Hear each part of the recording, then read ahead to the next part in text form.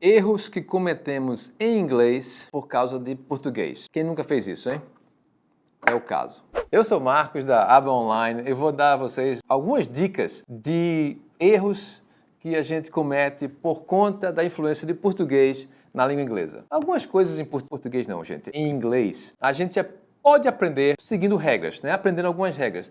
Coisas assim, verbos depois de preposição vem no gerúndio, né? Aquele famoso ing. Preposition, verbs in the ing. Preposição e o verbo no gerúndio. Ou então, verbos regulares terminam em ed no passado, não é isso? Geralmente a gente tem umas regrinhas assim para decorar que ajudam bastante. Mas algumas coisas são memória. Você tem que realmente lembrar de como isso funciona. Até vale mais pelo contato, pela exposição com o idioma, do que por regras. Porque às vezes não existem regras para certas nuances, certas características da língua inglesa. Então é fácil para a gente errar coisas do tipo assim, combinação de verbo e preposição, ou preposições que seguem determinados verbos. Não existem regras básicas ou regras claras para dizer que depois desse verbo vem essa preposição. Porque o verbo termina com o som de vogal ou consoante, então a preposição tem que ter um som parecido. Não tem nada dessa natureza. Então, vou te dar 3 exemplos de erros que a gente comete nessas combinações de verbo-preposição. O primeiro deles é depend of. Depend of vem de onde? O que a gente fala em português? Depende de. Mas não é depend of em inglês. É depend on. Então, it depends on your choice. Não é depend of, it depends of. Então, depends on. Outra combinação, verbo, preposição. Count with. Né, que a gente fala contar com. Eu posso contar com você. Você pode contar com ele. Não é count with. É count on. Agora, também não existem regras. Mais um. Learn with.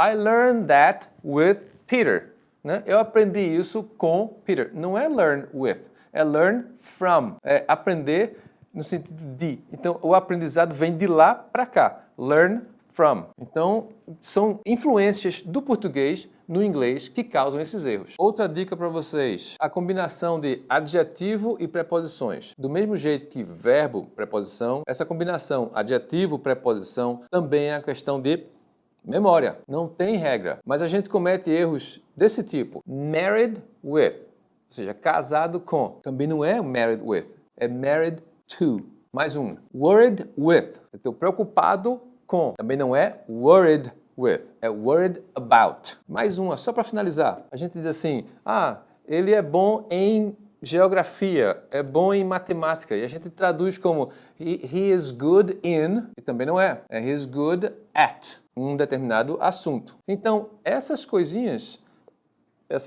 pelo menos essas combinações, verbo, preposição, adjetivo, preposição, é uma questão de leitura, de exposição ao idioma, de ouvir, assistir filmes, ouvir músicas e ir aprendendo essas combinações, porque não existem regras para fazer essas combinações, tá? Minha sugestão é, se exponham ao idioma o máximo possível, leiam tudo. Vai para o médico, vai esperar a hora de o médico chamar, em vez de estar lendo revista brasileira, lê uma revista estrangeira, americana, inglesa, canadense, ouve um podcast, se exponham ao idioma, porque não existem regras para isso. Ao contrário de verbos regulares no passado com ed, ou verbos depois de preposições ficam no gerúndio. Essas coisinhas ainda têm umas regras, mas muita coisa em inglês é na base da exposição. Então façam isso, ok? Vocês vão ver a diferença.